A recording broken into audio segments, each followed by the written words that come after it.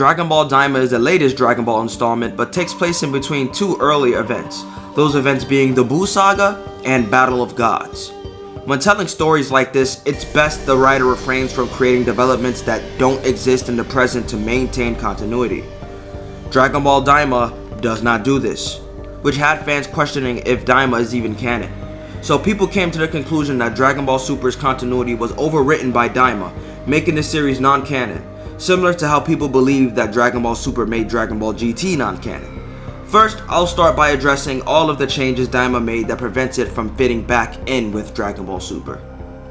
Back during the Buu Saga, during the time Goku was about to return to Earth to face off against Super Buu, the Old Supreme Kai explains an alternate method of fusion that would prove to be superior to the Metamorian fusion dance.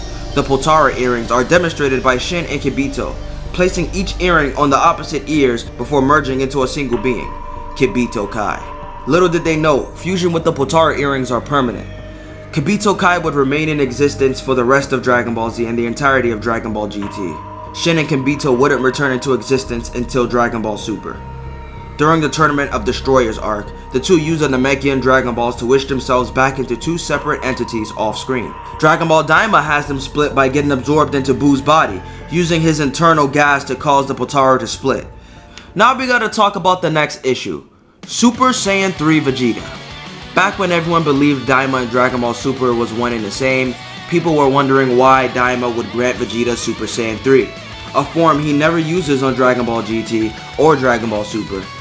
The majority of the fandom pretty much came to the conclusion that Vegeta had decided to train his Super Saiyan 2 form to be stronger than his Super Saiyan 3. We've seen this done before.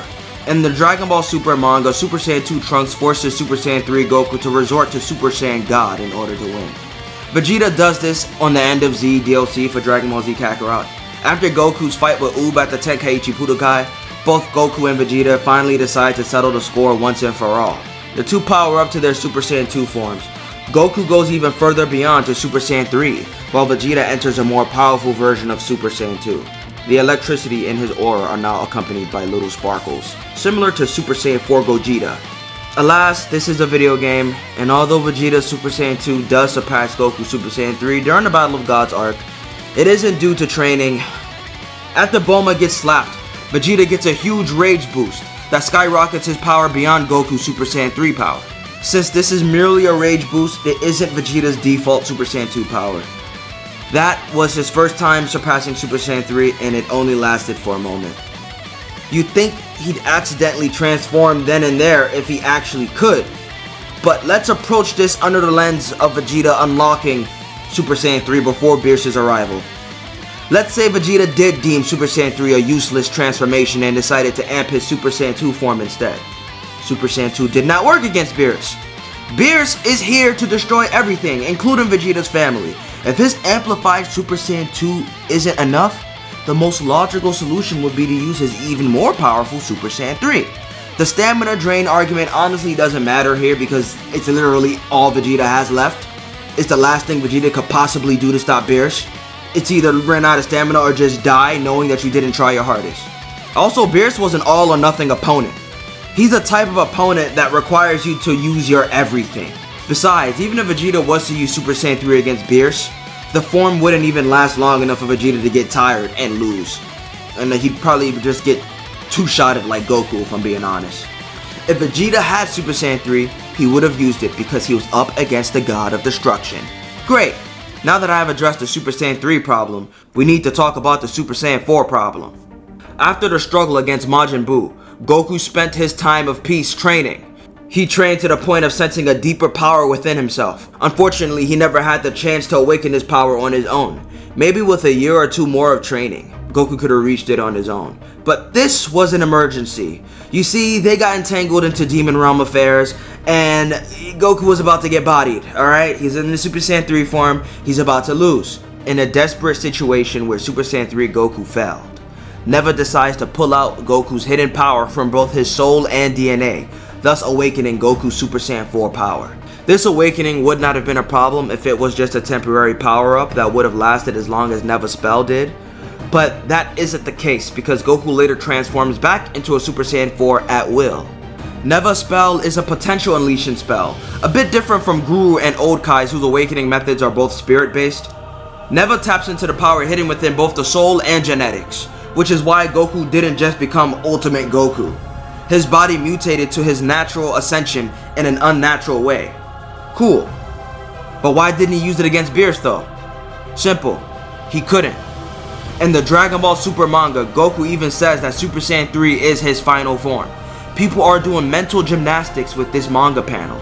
He says right now, this is my final form. People think that because he says right now, he was alluding to the past, which he had Super Saiyan 4 and lost the ability to use the form. No, this was written before the existence of Dragon Ball Daima. He was obviously alluding to the future. He hasn't stopped training and knew he would eventually reach a new form. That's all. The copium I've seen over this manga panel is insane. Now, this next entry is what convinced most that Daima is canon to Super, and that is the existence of the other universes and their Supreme Kais. Dragon Ball Z Battle of Gods introduced the concept of multiple universes. Dragon Ball Super expanded on it. Dragon Ball Z is an adaptation of the Dragon Ball manga by Akira Toriyama. Toriyama had a roadmap of key events for the people working on the Dragon Ball Super anime and manga to adapt with their own storytelling. As long as the event Toriyama wrote plays out, the method in which the writers decided to get there was in their hands.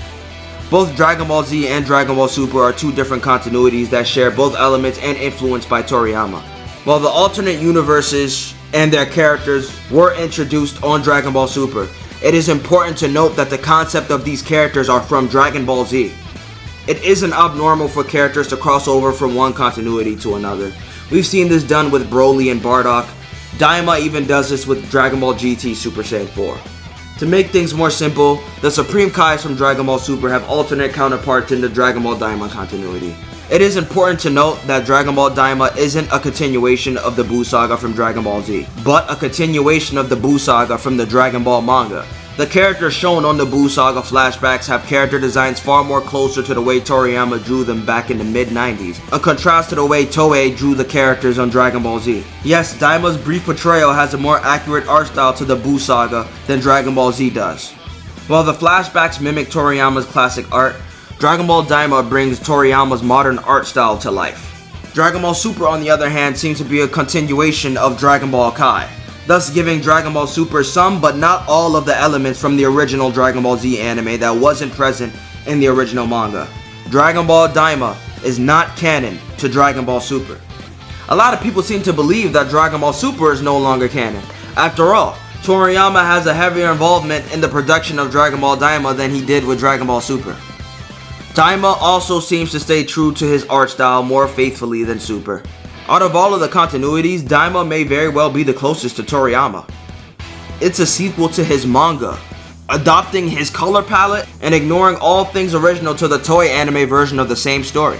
Daima ends with Goku keeping his Super Saiyan 4 form, alluding to a future with said form, leaving many to believe that Daima may be the birth of an ongoing continuity that will be prioritized over Dragon Ball Super, making Daima the main Dragon Ball canon.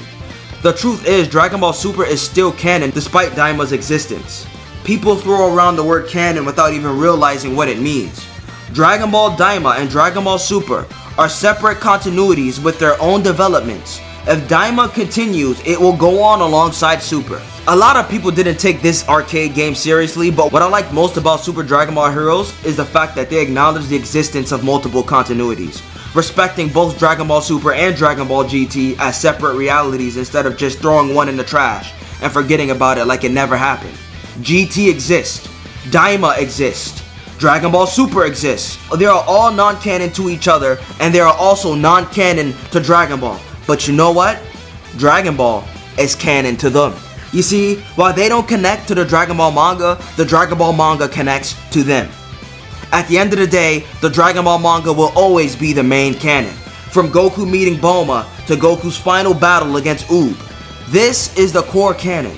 Everything else is just DLC for us to enjoy, taking place in alternate realities, meaning they are happening, just not in the same realm as the manga. So yeah, we got another Goku variant.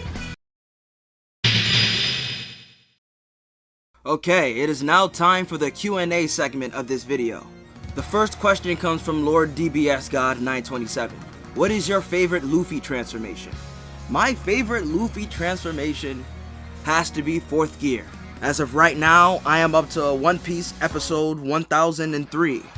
My favorite transformation is 4th gear. I feel like even after I make it up to 5th gear, it's still probably going to be 4th gear because 4th gear is based off of Super Saiyan 4.